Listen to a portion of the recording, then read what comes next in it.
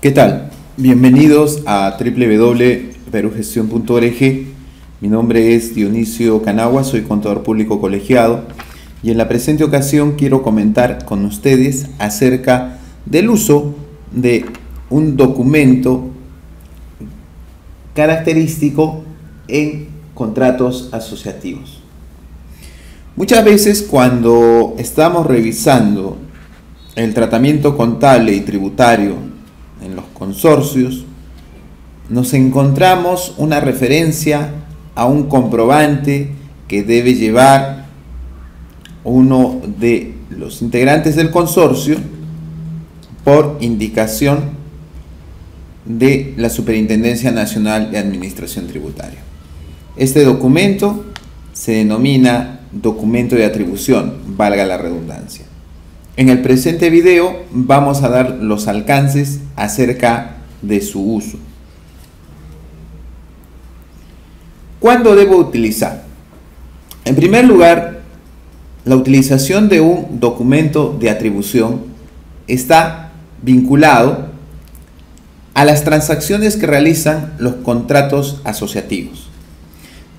Dentro de esta categoría de contrato asociativo podemos encontrar a los consorcios, que ya se los comenté, un joint venture u otro contrato de colaboración empresarial.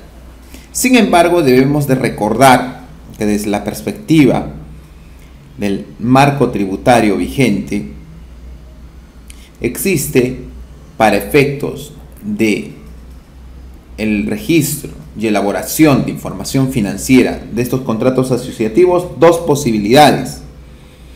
Una es que estos contratos asociativos lleven su contabilidad de forma independiente, es decir, que obtengan su número de RUC, que tengan sus libros contables, que realicen sus declaraciones de forma independiente a cada uno de los integrantes del consorcio.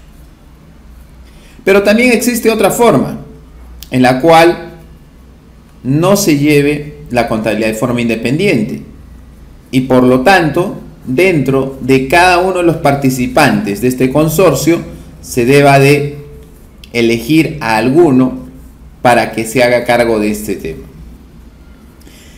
En este grupo o tipo de consorcio es donde nosotros vamos a encontrar la necesidad de utilizar el documento de atribución. Entonces, este documento se aplica en el caso de un contrato asociativo sin contabilidad independiente. Cuando nosotros estamos frente a esta figura, tenemos que reconocer la participación de dos elementos. Por un lado, el operador, que es quien centraliza las operaciones, y el otro, el partícipe. El operador debe llevar adicionalmente algo vinculado a este documento de atribución. Debe llevar adicionalmente un registro auxiliar en el cual se va a controlar y anotar los documentos de atribución emitidos por este. Cabe recordar que es el operador quien debe llevar el registro auxiliar y no el partícipe, pero solamente se aplica en el caso de un contrato asociativo sin contabilidad independiente. Revisemos entonces la base legal asociada a este tema. Esto está regulado por la resolución de superintendencia número 02298 SUNAT. La definición del documento de atribución es dada por el artículo 2 de la citada norma, que es lo que nosotros estamos revisando en la presente diapositiva y que vamos a comentar. El documento de atribución es aquel que emite el operador para que los demás partícipes de una sociedad de hecho, consorcio, joint venture u otras formas de contratos de colaboración empresarial que no llevan contabilidad independiente, fíjense que no llevan contabilidad independiente a la de sus socios, puedan sustentar el porcentaje del crédito fiscal, gasto o costo para efecto tributario que les corresponda de los documentos anotados en el registro auxiliar señalado en el artículo 8. Entonces hay que recalcar que el documento de atribución solamente se utiliza en contratos de colaboración empresarial que no llevan contabilidad independiente. Para aterrizarlo, podemos decir en aquellos contratos de consorcio que no llevan contabilidad independiente. ¿Cuál es la finalidad? Poder sustentar el traslado de un crédito fiscal, si es que hablamos de una transacción vinculada al tema del IGB, y también del gasto o costo. Recordemos que cuando nosotros hablamos de un contrato de colaboración empresarial sin contabilidad independiente, es el operador quien va a dar la cara frente a nuestro cliente. Y por ende, es muy probable que el operador realice todas las adquisiciones para que se realicen las transacciones asociadas a ese contrato asociativo que puede ser el consorcio. Pero en su totalidad no es el crédito fiscal del operador. Tiene que distribuirlo también a cada uno de los partícipes. Para distribuir ese crédito fiscal, para distribuir ese costo, para distribuir ese gasto, ¿cómo se hace? Con el documento de atribución. Sin embargo, hay una pregunta que ocurre en la práctica por parte de algunos colegas que están trabajando en consorcios sin contabilidad independiente. Dice, ¿se puede distribuir los ingresos del operador a los partícipes por medio del documento de atribución? Hasta hace un momento el artículo 2 solamente nos hacía una restricción o nos señalaba para sustentar crédito fiscal, gasto o costo. Sin embargo, debemos de recordar que el operador solo emitirá documentos de atribución de acuerdo al artículo 3 cuando se cumplan dos condiciones. Es decir, para que el operador emita documentos de atribución tiene que haber dos condiciones. Cuando sea el encargado de realizar la adjudicación a título exclusivo de bienes obtenidos por la ejecución del contrato o de la sociedad de hecho, o cuando distribuya ingresos y gastos a los partícipes. En este caso, vemos que se hace una referencia a los ingresos. El operador va a distribuir los ingresos a los partícipes. Entonces la pregunta que cae por su propio peso es, ¿cómo haría el operador para trabajar este tema? Los gastos, los costos y el crédito fiscal, ahí está en el documento de atribución. Pero en los ingresos, solamente tenemos una referencia en el artículo 3. Nos hubiera gustado que en el artículo 2 se toque ese tema. Por un momento lo vamos a dejar en pendiente esa pregunta, porque la vamos a abordar más adelante. A continuación vamos a revisar un modelo del documento de atribución considerando los requisitos mínimos del mismo, los cuales están claramente referenciados en el artículo 5 de la resolución de superintendencia número 022-98 SUNAT, que es importante que ustedes tengan en cuenta.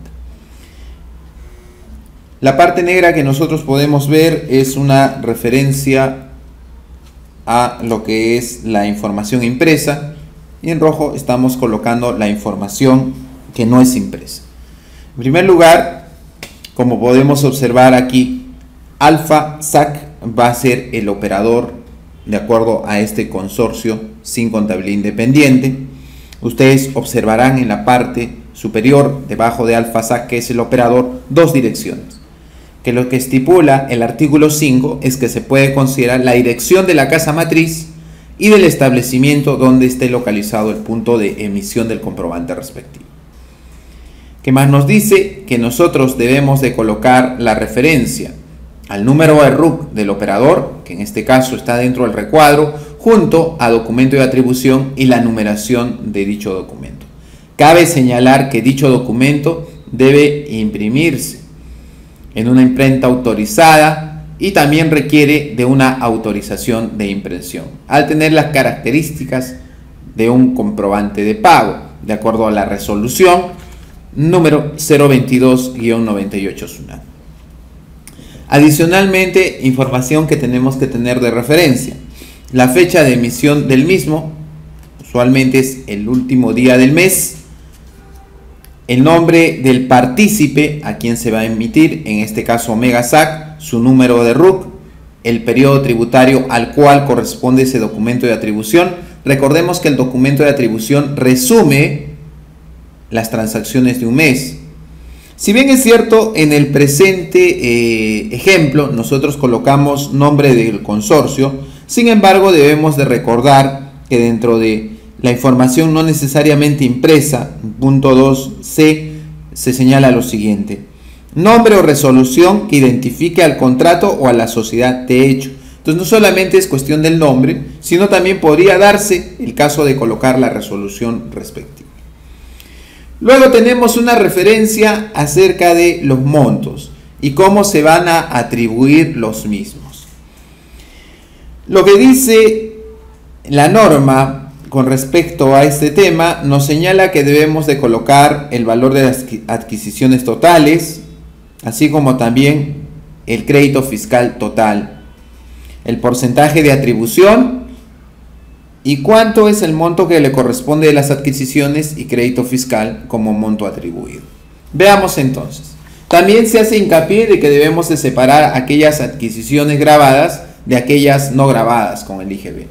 Sobre todo si estamos hablando de distribuir algún gasto, nosotros no necesariamente vamos a estar incluyendo el tema del IGB a esa transacción. Por ejemplo, acá tenemos adquisiciones totales realizadas por parte del operador Alfasac es de 30.000. El crédito fiscal total es de 5.400. De acuerdo a contrato, el porcentaje de atribución que le toca a Omega SAC dentro del consorcio es del 20%. Es así que las adquisiciones atribuidas van a ser de 6.000, es decir, el 20% de los 30.000, y el crédito fiscal también, el 20% del crédito fiscal total. Ahora, puede tratarse de adquisiciones no grabadas o algunos costos o gastos en los cuales ha incurrido el operador Alfasac y que tiene que trasladarlos a Omega SAC. En este caso describe como adquisición no grabada el monto de la adquisición, pero no hay crédito fiscal porque no es una operación grabada con el IGB, el porcentaje de atribución y el monto de la adquisición atribuida. Asimismo, nosotros podemos referenciar aquí el importe del crédito fiscal atribuido, que en este caso no va a ser ningún importe porque esta operación no le alcanza el tema del crédito fiscal. Una vez que tenemos eso, también debemos de recordar que debe estar en la parte inferior la referencia acerca de quién se ha encargado de realizar la impresión de este documento de atribución. Asimismo, debemos de señalar que con respecto a la distribución del documento de atribución se considera un original y dos copias. La original para el partícipe, que va a sustentar su crédito fiscal de ser el caso o su costo y gasto. Si es crédito fiscal tendrá que ser anotado en el registro de compras del partícipe, es decir, de Omega SAC. La primera copia se va para el operador, es decir, para Alfasac, y la segunda copia para SUNAT. Cabe señalar que tanto la primera copia que se da al operador Alfasac como la segunda copia para SUNAT se le tiene que indicar o consignar la leyenda copia sin derecho al crédito fiscal del IGB. Entonces tengamos en cuenta estos detalles regulados por el artículo 5 de la resolución 02298 SUNAT. Hace un momento habíamos dejado inconcluso el tema de los ingresos y quería comentarles algunas situaciones que se dan en la práctica. Lo que sucede es que tratándose de consorcios sin contabilidad independiente, en algunos casos, algunos consorcios lo que hacen es, con respecto al tema del ingreso, es que tanto el operador como el partícipe factura en la parte proporcional a el cliente. Pero si no fuera así, surge el problema. ¿Cómo nosotros hacemos esto? Porque el consorcio sin contabilidad independiente no tiene RUC, no tiene comprobantes de pago, no tiene libros. Entonces, esto se opera a través de, valga la redundancia, un operador. En este caso, tenemos el caso de consorcio de los constructores andinos, y entonces lo que va a pasar es que Alfasac va a facturar el ingreso al cliente. A su vez, Alfasac tendría que asumir la totalidad del IGB y del impuesto. Sin embargo, de acuerdo al contrato, hay un porcentaje de atribución para Omega SAC y Beta SAC. El problema es cómo haría para trasladar esto.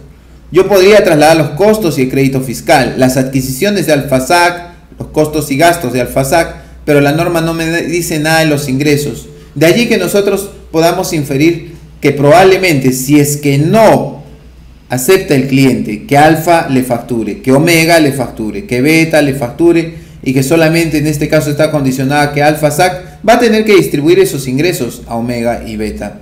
Y eso necesariamente lo va a tener que hacer con un documento de atribución. Ahí que hay una situación interesante, no necesariamente regulada por la resolución número 02298, que es importante tener en cuenta. Muy bien amigos, espero que el presente material haya sido de utilidad para todos ustedes y los invitamos a participar sobre nuestros talleres de contratos asociativos.